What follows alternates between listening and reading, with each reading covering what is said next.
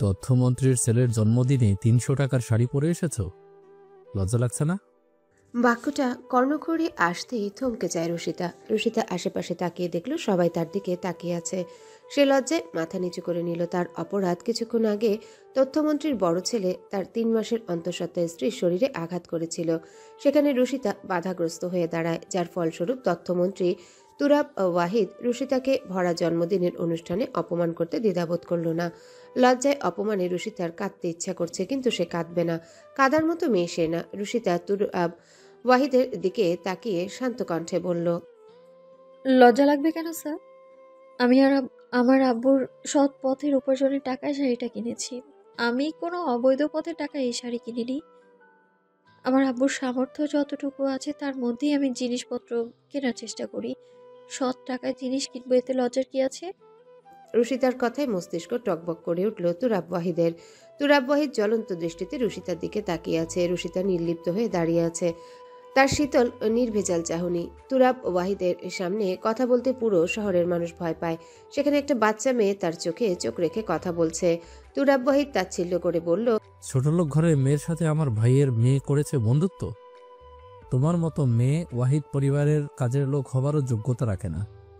পরীর আবদারে ওয়াহিদ পরিবারে প্রবেশ করে সাপের পাঁচ পা দেখেছ? এখানে কত নামি দামি লোক আছে, তোমার কোনো ধারণা আছে? এত এত নামি দামি মানুষের ভিড়ে তুমি একজন রাস্তার ময়লা আবর্জনা। শাড়ির আসলের দিকটা ছেঁড়া, তোমার ভালো শাড়ি নেই। তুমি আমাকে বলতে পারতে, আমি আমার বাসার কাজের লোকের থেকে একটা শাড়ি নিয়ে নিতাম। আমার বাসার কাজের লোকগুলো ব্র্যান্ডের শাড়ি পরে। রুষিতার চোখে মুখে তাচ্ছিল্যের হাসি। রুষিতার খুব করে বলতে ইচ্ছা করলো, আপনি রাজনীতি করে জনসেবা করেন নাকি নিজের পেটের মধ্যে সবকিছু চালান করে দেন? আপনি যদি জনগণের হক নিজে খেয়ে বসে থাকেন, তাহলে তো এত বিলাসিতার জীবন আসবে। কিন্তু রুষিতা কিছু বলল না। তুরাব ওয়াহিদ নাম করা একজন মানুষ, তিনি মানুষ খুন করতে দুবার ভাবে না। তার ভুলের জন্য যদি রুষিতার পরিবারের কোনো ক্ষতি হয়, রুষিতার নিজের প্রতি নিজের ভীষণ রাগ হলো। সে কেন এত বড় অনুষ্ঠানে আসতে গেল? সে আসলে এখানে আসার যোগ্য না। এত এত নামি দামি মানুষের মধ্যে তাকে আসলে বেমানান লাগছে। রুষিতা শাড়ির আঁচল হাতে নিয়ে কসলাচ্ছে। রুষিতাকে নীরব থাকতে দেখে তুরাব ওয়াহিদের ঠোঁটের কোণে হাসি ফুটে উঠল। রুষিতা বলল, আমি এখন কি করতে পারি স্যার? আপনি বললে আমি এক্ষুনি এই অনুষ্ঠান ছেড়ে চলে যাব। আমার মতো গরিব ঘরের মেয়েকে এত বড় অনুষ্ঠানে মানায় না। পরে জেদের কারণে আসতে বাধ্য হয়েছিলাম। আমাকে কখনো আপনাদের বাসায় আসতে দেখেছেন? ছোট লোকদের এই বাড়িতে প্রবেশ নিষেধ। তুরাব ওয়াহিদের ব্যবহারে বিরক্ত তুরাব ওয়াহিদের ছোট ভাই তৌসিফ ওয়াহিদ। চারিদিকে প্রেস মিডিয়া ছড়িয়ে ছিটিয়ে আছে। এসব খবর যদি একটা টিভি চ্যানেলে যায়, তাহলে পরবর্তী নির্বাচনে সে উত্তীর্ণ হতে পারবে না। তার ভাইটা যে কেন নিজের ভালো বুঝে না। তৌসিফ ওয়াহিদ ভাইয়ের দিকে এগিয়ে আসলো। তুরাব ওয়াহিদের কর্ণে ফিসফিস করে বলল, আপনি এসব কি করছেন ভাইজান? আপনার মাথা খারাপ হয়ে গিয়েছে? আপনার সবকিছুর কিন্তু ক্যামেরা বন্দী হচ্ছে। এগুলো যদি ভুল করে লিক হয়ে যায়, তাহলে জনগণের কাছে আপনার ইমেজ খারাপ হয়ে যাবে। তুমি আছো কি করতে তৌসিফ? তুমি খেয়াল রেখো, একটা সাংবাদিকও যেন এসব তথ্য নিয়ে বাইরে বের হতে না পারে। আমাদের কি টাকা পয়সার অভাব আছে? প্রয়োজন তাদের টাকা দাও, থাকার জন্য ভালো বাড়ি তৈরি করে দাও, লোভ দেখাও। টাকা দেখলে কাঠের পুতুলও হা করে, আর ওরা তো মানুষ।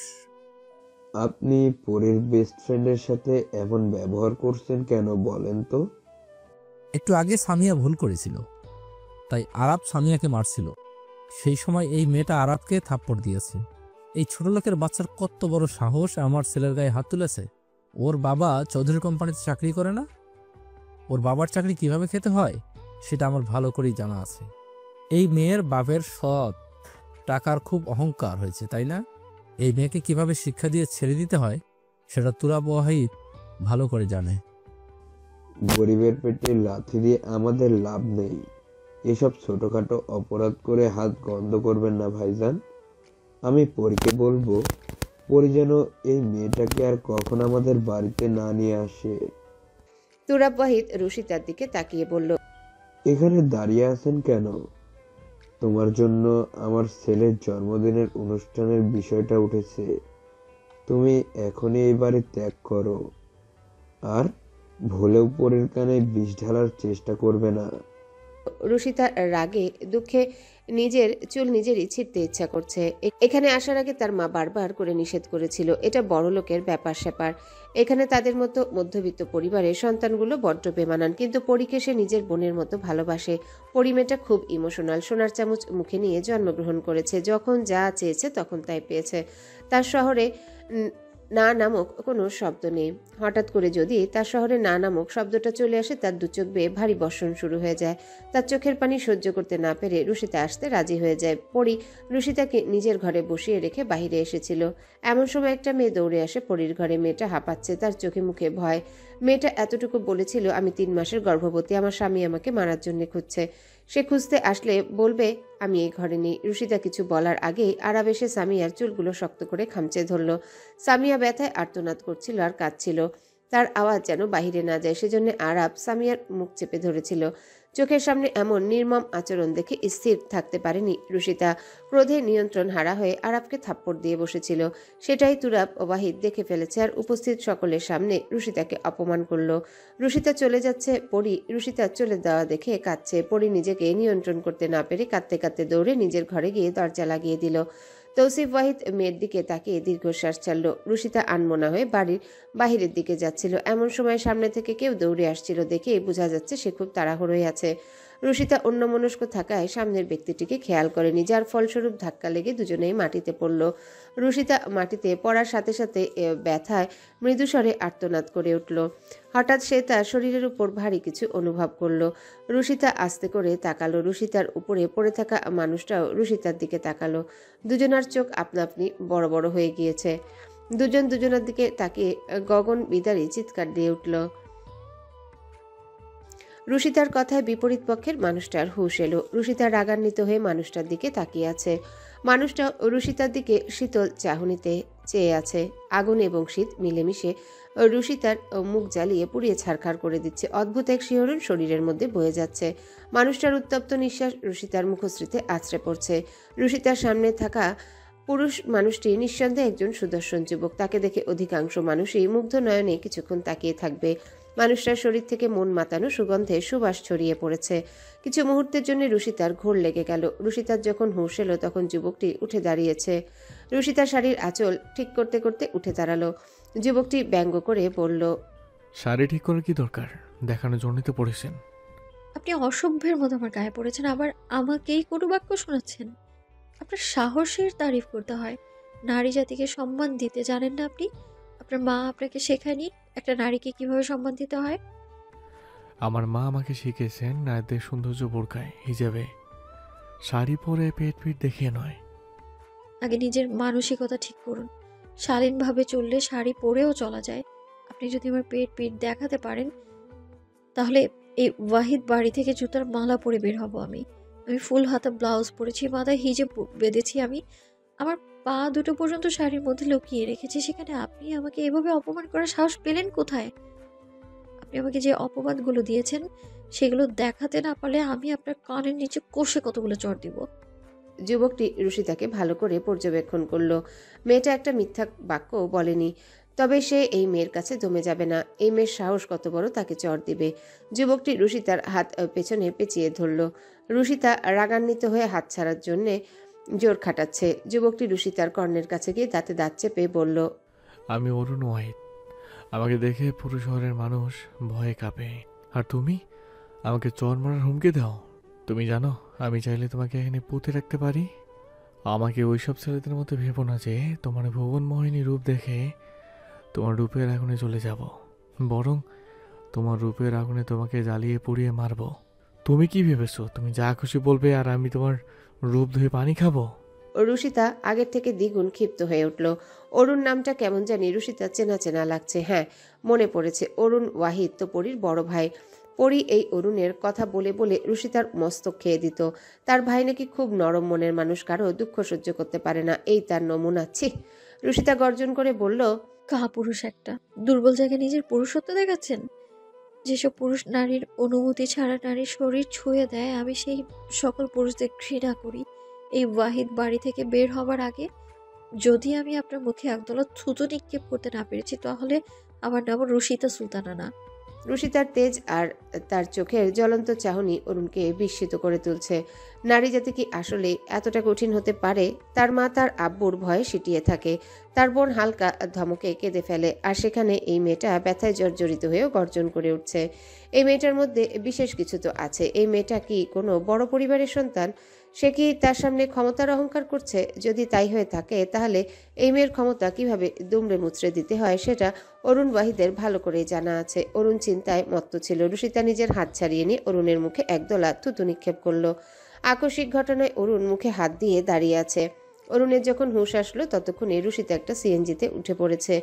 অরুণ রুমাল বের করে মুখটা মুছে নিল, তারপর সে দাঁতে দাঁত চেপে বলল, এর প্রতিশোধ অরুণ ওয়াহিদ নেবে। রুশিতা সুলতানা, তুমি পৃথিবীর যেই প্রান্তে থাকো না কেন, তোমার পরিস্থিতি এতটা ভয়াবহ হবে, পুরো বাংলাদেশ তোমার অবস্থা দেখে কাঁদবে। এটা অরুণ ওয়াহিদের চ্যালেঞ্জ। অরুণের মস্তিষ্ক টকবক করছে। সে বড় বড় পা ফেলে বাড়ির দিকে যেতে লাগলো। অরুণকে দেখে একজন গার্ড দৌড়ে বাড়ির মধ্যে গেল। তুরাব ওয়াহিদের কাছে এসে হাঁপাতে হাঁপাতে বলল, অরুণ স্যার এসেছে। ওয়াহিদ বাড়ির প্রতিটা গার্ডকে বলা আছে অরুণকে বাড়িতে প্রবেশ করতে দেখলেই যেন তৌসিফ ওয়াহিদকে এবং তুরাব ওয়াহিদকে ইনফর্ম করা হয়। গার্ডের কথায় তুরাব ওয়াহিদের কপালে চিন্তার সূক্ষ্ম ভাঁজ পড়ল। তুরাব ওয়াহিদ বিলম্ব না করে দ্রুত তৌসিফ ওয়াহিদকে ডাকলো। তৌসিফ ওয়াহিদ ভাইয়ের ডাক শুনে দ্রুত ভাইয়ের কাছে এসে উপস্থিত হলো। তুরাব ওয়াহিদ উদ্বিগ্ন হয়ে বলল, তোমার ছেলে বাড়িতে আসছে তৌসিফ। আমার সকল অতিথিদের খাওয়ার জন্য বাগানে পাঠানোর ব্যবস্থা করো। আমি সবার সামনে তোমার ছেলের কাছে অপমানিত হতে চাই না। তুমি একটা অসভ্য বেয়ারা বখাটে বেপরোয়া ছেলের জন্ম দিয়েছ। তোমার ছেলে একটা সাইকো। তোমার মেয়ে কাঁদছে, তার মানে সে একটা বড় ধরনের সিন ক্রিয়েট করবে। তুমি অরুণকে কথার বেড়াজালে বন্দি করে ফেলো। আমি ততক্ষণে অতিথিদের বাগানে পাঠানোর ব্যবস্থা করছি। তোমাকে কিছু করতে হবে না। তৌসিফ ওয়াহিদ দ্রুত সদর দরজা গিয়ে এগিয়ে গেল। তুরাব ওয়াহিদ ততক্ষণে সবাইকে বাগানে পাঠানোর অর্ধেক কাজ করে ফেলেছে। অরুণ একটা গার্ডের সাথে কথা বলছিল। তৌসিফ ওয়াহিদকে দেখেও না দেখার ভান করে ড্রয়িং রুমে এসে সোফায় শরীরটা এলিয়ে দিল। তৌসিফ ওয়াহিদকে এমনভাবে তাকিয়ে থাকতে দেখে বেশ বিরক্ত হলো অরুণ। অরুণ খেকিয়ে বলল, আমাকে কি জোকারদের মতো লাগছে? এইভাবে উজবুকের মতো তাকিয়ে আছেন কেন? তোমার বউকে বলো লেবুর শরবত বানিয়ে দিতে, আমি ভীষণ ক্লান্ত। তৌসিফ ওয়াহিদ হাস্যোজ্জ্বল মুখশ্রী করে বলল, আব্বুর সাথে কেউ এভাবে কথা বলে? আমি তোমাকে কতদিন ধরে দেখি না। তুই অনেক শুকিয়ে গেছিস। এভাবে আর কতদিন চলবি? এবার নিজের জীবনটা গুছিয়ে নেওয়ার চেষ্টা কর। এই তোমার ব্যাপার কি বলো তো আব্বু? তুমি আমার সাথে এত মিষ্টি করে কথা বলছো, আমার বিশ্বাসই হচ্ছে না। নিশ্চয়ই ভেতরে কোনো ঘাপলা আছে। যে মানুষ গালি ছাড়া কথা বলতে পারে না, সেই মানুষ আমার শরীর নিয়ে কথা বলছে। পড়ি? কোথায় পড়ি? কিছু হয়েছে? আমার আম্মু কই? আম্মু ঠিক আছে তো? একটা কথা ভালো করে মনে রাখো আব্বু, আমার আম্মু বা বোনের শরীর বা মনে এতটুকু আঘাত দাও, তাহলে আমি সব কিছু ধ্বংস করে দেব। এসব তুই কি বলছিস? আমি পরের আব্বু। আমি নিজের আব্বু হয়ে মেয়েটাকে কষ্ট দিব? এমপি তৌসিফ ওয়াহিদের সাথে আঘাত লাগলে তাদের খুন করতেও দ্বিধা করবেন না। সেখানে আঘাতটা তো সামান্য বিষয়। তুমি আমার সামনে থেকে সরে যাও, আমাকে আমার বাড়ির গতিবিধি বুঝতে দাও। তৌসিফ ওয়াহিদের গলা শুকিয়ে কাঠ হয়ে গেল। তবুও দমে যাওয়া কণ্ঠে বলল, তুমি একটা আস্ত অসভ্য তৈরি হচ্ছ। যত দিন যাচ্ছে বড় ধরনের মাস্তান হচ্ছ। বেপরোয়া বখাটে ছেলে কোথাকার। আজকে তোমার ভাইয়ের জন্মদিন, আর আজই তোমাকে বাড়ি আসতে হলো? এই তো নিজের আসল রূপে চলে এসেছো। এতক্ষণ শুধু শুধু ভালো সাদের ভণ্ডামি করলে। কথাগুলো বলেই অরুণ পরীর ঘরের দিকে চলে গেল। অরুণের কথায় অপমানে মুখটা থুবড়ে পড়ল তৌসিফ ওয়াহিদের। তার ভেতরে দারুণ ভয় কাজ করছে। একটু পরে এই বাড়িতে আগুন জ্বলবে, যে আগুনে জ্বলে পুড়ে যাবে পুরো ওয়াহিদ পরিবার। তুই কাঁদছিস কেন পড়ি? তোর কি হয়েছে? কে তোকে আঘাত দিয়েছে? তুই শুধু তার নাম বল। তাকে পুঁতে ফেলার দায়িত্ব আমার। আমার বোনের চোখে পানির প্রতিটি হিসাব তাকে দিতে হবে। অরুণকে দেখে পরীর কান্নার বেগ বৃদ্ধি পেল। পরী দৌড়ে এসে অরুণকে জড়িয়ে ধরে শব্দ করে কেঁদে উঠল। অরুণ পরম আদরে বোনের চোখের অশ্রুটুকু মুছে দিল। পরীর কান্না বেগ কমতে শুরু করলো। পরী কান্না নিয়ন্ত্রণ করার চেষ্টা করছে আর কাঁপছে। পরীর মাঝে মধ্যে নিজের প্রতি নিজেরই ভীষণ রাগ হয়।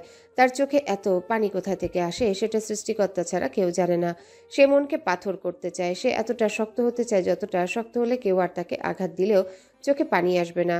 অরুণ পরীকে সময় দিল। পরী দু চোখের অশ্রু মুছে নিল।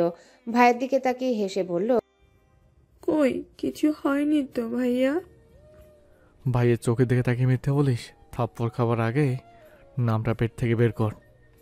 আজ আরাব ভাইয়ার জন্মদিন, আমাদের বাড়িতে অনেক অতিথি এসেছে। তুমি কোনো ধরনের সিক্রেট করো না। আমি চাই না আমার জন্য আব্বু এবং বড় আব্বু সবার সামনে অপমানিত হোক। মুখ থেকে গালি ছুটাস না, তুই কাঁদছিস কেন সেটা বল। পরী আবারও কেঁদে উঠল। এবার নীরবে কাঁদছে। কাঁদতে কাঁদতে বলল, আজকে আরাব ভাইয়ার জন্মদিনে আমি আমার বেস্ট ফ্রেন্ডকে নিমন্ত্রণ করেছিলাম। সে প্রথমে আসতে রাজি হয়নি। আমি অনেক কষ্টে তাকে আসতে রাজি করিয়েছিলাম। আচ্ছা ভাইয়া, গরিবরা কি মানুষ নয়? বড়লোক ঘরে জন্ম নিলে অহংকার থাকতে হবে? এটা যদি সৃষ্টিকর্তা জন্মের আগে বলে দিত, সৃষ্টিকর্তার কাছে জন্মের আগে চাওয়ার কোনো সুযোগ থাকতো, তাহলে আমি অবশ্যই সৃষ্টিকর্তাকে বলতাম তিনি যেন আমাকে গরিব পরিবারের মেয়ে হিসেবে পাঠায়। আমি যদি গরিবের সন্তান হতাম তাহলে আমার অন্তরে ক্ষমতার অহংকার থাকতো না। গরিবদের সাথে মিশলে সম্মান চলে যাবে এমন ভয় থাকতো না। অর্থের গর্বে মানুষকে তুচ্ছ তাচ্ছিল্য করে দেখতাম না। আজকে বাড়িতে কি হয়েছে? আমার বেস্ট ফ্রেন্ড নিম্নবিত্ত পরিবারের মেয়ে, তাকে বড় আব্বু আমাদের বাড়িতে আসতে দিবে না। সে আমাদের বাড়িতে আসলে আমাদের বাড়ি মান সম্মান চলে যাবে। আমি অনেক রাগ দেখিয়ে আব্বুকে বলে আমার বেস্ট ফ্রেন্ডকে আরাব ভাইয়ের জন্মদিনে নিয়ে আসি। আরাব ভাইয়া সামিয়া ভাবিকে আজকেও মারছিল, সেটা আমার বেস্ট ফ্রেন্ড দেখে ফেলে এবং আরাব ভাইকে চর মারে। আরাব ভাইয়া শরীরের আঘাত করায় অপরাধে বড় আব্বু আমার বেস্ট ফ্রেন্ডকে যা তা বলে অপমান করেছে। সে যদি অপমানটা বদ্ধ ঘরের মধ্যে করত তাহলে আমার খারাপ লাগতো, কিছুটা হলেও কম লাগতো। কিন্তু বড় আব্বু ভরা জন্মদিনের অনুষ্ঠানের মধ্যে আমার বেস্ট ফ্রেন্ডকে যা নয় তাই বলে অপমান করেছে। শুধু তাই নয়, আমার বেস্ট ফ্রেন্ডকে 300 টাকার শাড়ি পরে এসেছে কেন সেটাও জানতে চেয়েছে। একটি মানুষের সামর্থ্য যতটুকু, ততটুকুর মধ্যে সে তার জীবনে যাপন করবে। আমার বেস্ট ফ্রেন্ডকে পোশাক নিয়ে অপমান করলো বড় আব্বু, কিন্তু আমার আব্বু একটা বাক্য উচ্চারণ করলো না। আমার বেস্ট ফ্রেন্ড অন্যায় সহ্য করতে পারে না, তাই চর দিয়ে বসেছে। বড় আব্বু বড় মাপের লোক, চাইলেই তাদের বড় ক্ষতি করে দিতে পারে। তার জন্য তার পরিবারের ক্ষতি হবে, সেটা আমার বেস্ট ফ্রেন্ড মেনে নিতে পারবে না। তাই বড় আব্বু যা বলেছে চুপচাপ শুনে, আর শেষে গিয়ে বড় আব্বু ওকে সোজা বাড়ি থেকে বের হতে বলেছে। আজকের পর আমি আমার বেস্ট ফ্রেন্ডের সামনে কোনো মুখ নিয়ে দাঁড়াবো ভাইয়া। আমি তোর জন্য অপেক্ষা করছিলাম অরুণ, তুই আজকে বাড়িতে এসেছিস, আমি খুব খুশি হয়েছি। আমরা সবাই মিলে আরাবের হাত ধরে কেক কাটবো। অরুণ আরাবের দিকে তাকালো। আরাব চাকু হাতে নিয়ে দাঁড়িয়ে আছে। সবাইকে বিস্ময় করে দিয়ে অরুণ কেকের টেবিলে সজোরে লাথি মারল। মুহূর্তের মধ্যে টেবিলে থাকা গ্লাস, কেক, মিষ্টি, ফলের প্লেটগুলো ফ্লোরে ছড়িয়ে ছিটিয়ে পড়ল। কেকের একাংশ আরাবের শরীরে গিয়ে পড়ল। আরাব রাগান্বিত হয়ে অরুণের দিকে তাকিয়ে আছে। তুরাব ও ওয়াহিদ ইশারা করতে আরাব দুহাত মুষ্টিবদ্ধ করে নিল। অরুণ গর্জন করে বলল, আপনার মাথায় কি উপদ্রব নেই বড় আব্বু? আপনি ভালো করেই জানতেন বাড়িতে এমন কিছু হবে, তাই সুযোগ বুঝে অতিথিদের দূরে সরিয়ে দিলেন। আপনি যেভাবে পরীর বেস্ট ফ্রেন্ডকে অতিথির সামনে অপমান করেছেন, আমি আপনাকে সেভাবে অপমান করতাম। আপনিও না হয় একটু অপমানের স্বাদ গ্রহণ করতেন। আপনার তো সব কিছু অভিজ্ঞতা আছে, জনসমুখে অপমান হতে কতটা মজা লাগে সেটা অনুভব করে নিতেন। আশা রাখছি আপনার অভিজ্ঞতা শুভ হবে। আমার জন্মদিনে অনুষ্ঠান নষ্ট করেছিস কিছু বলিনি। আমার আব্বুকে নিয়ে একটা কথা বলবি তোর জিভ টেনে ছিঁড়ে ফেলবো। আমার জিভ টেনে ছেড়ার আগে তোর গোপনাঙ্গ টেনে ছেড়ে ফেলে দেবো শালা কাপুরুষ একটা। তোর সাথে কথা বলে আমি আমার মহামূল্যবান কথাগুলো নষ্ট করতে চাই না। আমি বেঁচে থাকলে তোকে দেখিয়ে দিব বউ কীভাবে পালতে হয়। বউ পালা মরুদ নেই, বিয়ে করে সন্তানের বাপ হতে এসেছিস। তোর সন্তান তোকে আফসোস করে বলবে একটা কাপুরুষকে সৃষ্টিকর্তা আমার বাপ হিসেবে পাঠিয়েছে। অরুণের ধারালো বাক্যে আরাবের ভেতরটা এফোড় হয়ে গেল। তার মুখের বাক্যগুলো বাহিরে না আসার শপথ গ্রহণ করে নিয়েছে। অরুণের কথাগুলোর ওপর কি কথা বলা যায় সেটা জানা নেই আরাবের। সে তুরাব ওয়াহিদের দিকে তাকিয়ে আছে। তুরাব ওয়াহিদের জীবনে প্রথমবার মনে হলো তার ছেলেটা আসলেই একটা কাপুরুষ। তা না হলে ছোট ভাইয়ের কাছে এভাবে অপমানিত হয়? অরুণ গম্ভীর কণ্ঠে বলে, পরীর বেস্ট ফ্রেন্ড ওহিত পরিবারে নিয়মিত আসা যাওয়া করবে। পরীর বেস্ট ফ্রেন্ডকে যে অপমান করার দুঃসাহস দেখাবে তাকে এবারের মতো মুখের কথা ছেড়ে দেব না। তুই শান্ত হ অরুণ। পরীর বেস্টকে আর কখনো অপমান করা হবে না। আমি পরীর বেস্ট ফ্রেন্ডের কাছে ক্ষমা চেয়ে নিব। তুমি আর কি বলবে আব্বু? যে নিজের মেয়ের চোখে পানি দেখেও চুপ থাকে, তার মতো হতভাগা বাবা দুটো নেই। আমি পরীকে পরীর বেস্ট ফ্রেন্ডের বাড়িতে নিয়ে যাচ্ছি। আজকে পরী ওদের বাড়িতে থাকবে। আমার সিদ্ধান্তের উপর কথা বলার চেষ্টা করলে ওয়াহিদ বাড়ি যতটা শান্ত আছে কিছুক্ষণ পর সেটা আর থাকবে না। অরুণ ঘড়ি ধরে 1 মিনিট অপেক্ষা করলো। তার সিদ্ধান্তের উপর কেউ কোনো কথা বলল না। ওরা দুজন বেরিয়ে যেতে লাগলো। তৌসিফ ওয়াহিদ ডেকে বলল, তোমরা যাওয়ার সময় গার্ড নিয়ে যেও। আপনাকে আলগা দর দেখাতে হবে না। আমি আমার বোনকে রক্ষা করার মতো যোগ্যতা রাখি। কথাগুলো বলেই অরুণ চলে গেল। তৌসিফ ওয়াহিদ ফোন করে গার্ডদের অরুণদের সাথে যেতে বলল। গাড়িতে বসে অরুণ বলল, তোর বেস্ট ফ্রেন্ডের বাড়ি চিনিস পড়ি? তুমি কিভাবে বুঝলে ভাইয়া আমি আমার বেস্ট ফ্রেন্ডের কাছে যেতে চাই? তুমি পৃথিবীর সবচেয়ে বেস্ট ভাইয়া। I love you so much ভাইয়া। বেশি নাটক করিস না, আমার হাতে সময় নেই। তাড়াতাড়ি বাড়ি ঠিকানা বল, তোকে রেখে কাজে যেতে হবে। আমি ওদের বাড়ি চিনি না ভাইয়া, আমাকে কখনো যেতে দেওয়া হয়নি। তবে আমি শুনেছি ওদের বাড়িটা কোথায়। ওখানে গিয়ে ওর আব্বুর নাম বললেই যে কেউ ওদের বাড়ি দেখিয়ে দেবে। পরি বিলম্ব করলো না, রুশিতার বাড়ির ঠিকানা দিয়ে দিল। অরুণ গাড়ি চালাতে শুরু করলো। তাদের গাড়ির পেছনে গার্ডদের গাড়ি আসছে। সেটা দেখে বিরক্ত হলো, কিন্তু পরির কথা ভেবে কিছু বলল না। দুজনে অনেক খোঁজাখুঁজির পর রুশিতাদের বাড়ির ঠিকানা পেল। অরুণ অনবরত অধৈর্যের মতো কলিং বেল বাজিয়ে যাচ্ছে। রুশিতা বিরক্ত হয়ে দরজা খুলে মানুষটিকে ঝাড়তে যাবে, তখনই অরুণ আর রুশিতা চোখাচোখি হয়ে গেল। আপনি?